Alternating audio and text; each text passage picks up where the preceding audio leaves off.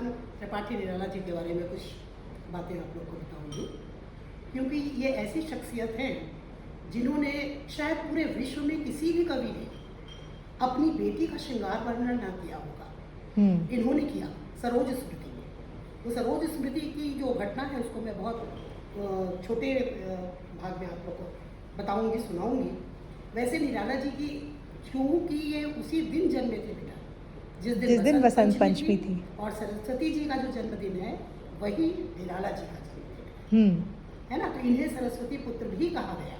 यद्यपि इन्होंने महादेवी वर्मा को साहित्य की वीणा वादनी कहा है, लेकिन इनको भी सरस्वती पुत्र का एक शीर्षक दिया गया, क्योंकि ये ऐसे थे अखंड दानी।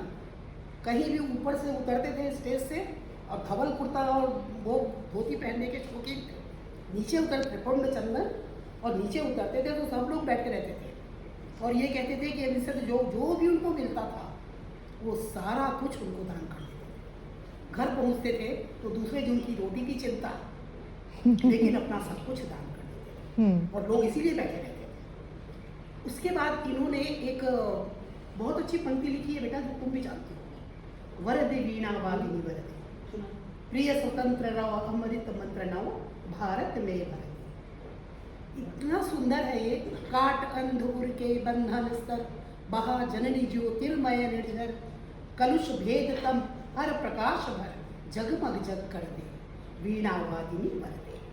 नव गति नव लय ताल छंद नव, नवल कंठ नव जलद मंद्र रव, नव नभ के नव विहग वृंद को, नव पर नव स्वर दे। संगीत की भी अद्भुत जानकारी इनको थी। संगीतात्मकता, हम लोग जब कॉलेज में पढ़ते थे तो इनकी संगीतात्मकता पर प्रतियोगिता होती थी और जब ये कहते थे मुझे स्नेह क्या मिल न सकेगा, स्तब्ध दग्ध मेरे मरु का तरु, क्या करुणा कर खिल न सकेगा। इतना इनको स्नेह का भी, इसीलिए ये सर्वशक्तिमान पे बहुत विश्वास करते थे। सरोज स्मृति की घटना को मैं बताती हूँ। छोटी सी बच्ची थी उनकी माँ खत्म हो गई थी जब वो मुश्किल से 3 साल की रही थी, 3 या 4 साल की, तो उनकी माँ नहीं थी।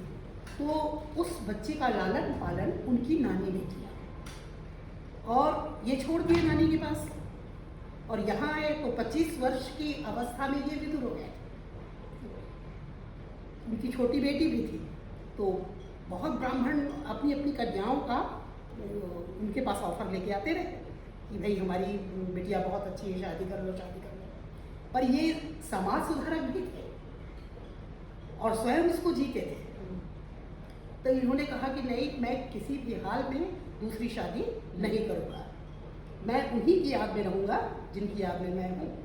बाद में उनकी सास जो है वो भी आई और भी जो उनके परिवार के बड़े थे, माता पिता का जिक्र इसमें नहीं हुआ है, तो और भी लोग आए और सब लोगों ने एक प्रकार से प्रेशर बनाया कि आपको तो शादी करनी पड़ेगी, बहुत लंबी जिंदगी है, 25 वर्ष की वह तो कुछ होती नहीं, तो आपको तो करनी पड़ेगी। अब वो बेचारे अनबने भाव से अंदर नहाने चले गए। वापस आए तो देखते हैं उनकी वो 4 साल की बेटी उनकी कुंडली को फाड़ के उसके ऊपर बैठ के ना बजा रही है। तो कहे इसने मेरा भविष्य बता दिया, मेरी कुंडली फाड़ दी, उसके ऊपर बैठ गई। वो कहेगी नहीं, अब तो मैं किसी भी हालत में दूसरी शादी नहीं करूँगा। धीरे धीरे सरोज 16 वर्ष की वय प्राप्त करती है। उस जमाने में 15-16 में शादी हो जाती थी। तो उनकी नानी बोलती है अब अपनी अमानत संभालो, मैंने संभाल लिया, अब आप जानो और आप देखो अब बच्ची को। अब बेचारे बहुत परेशान हो गए, अभी तक तो वो फ्री थे। फिर वो चारों तरफ शादी के लिए, अपनी बच्ची की शादी के लिए वर ढूंढना प्रारंभ किए। वर मिलते थे, बहुत अच्छे अच्छे मिलते थे, पर पीछे दहेज का कोई ना कोई कुछ ना कुछ मांग ऐसा कुछ रहता था।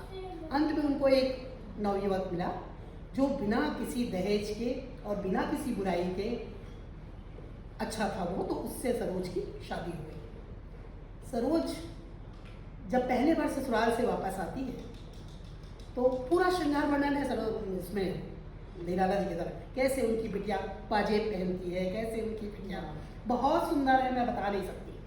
और उसके बाद जब वो पहली बार वापस आती हैं तो बोलती हैं पिताजी मैं आ रही हूँ, तो मैं आप, तो बोले बेटा सीधा ननिहाल पहुँचो, मैं भी वहीं पहुँचता हूँ। नानी को बताया जाता है कि बेटिया आ रही हैं, नानी पूरी तैयारी करती है और उसके बाद ये निराला जी भी अपने ससुराल के लिए प्रस्थान करते हैं। ये पहुँचते हैं, उधर बिटिया भी पहुँचती है, सब लोग पहुँचते हैं। ये देख के बहुत खुश हैं और देखते हैं कि उस चबूतरे पर नानी के पास गोद में बिटिया लेटी हुई है।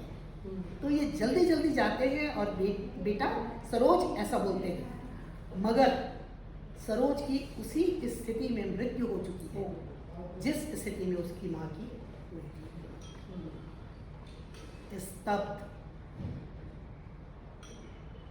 ये है सरोज स्मृति। महान साहित्यकार है।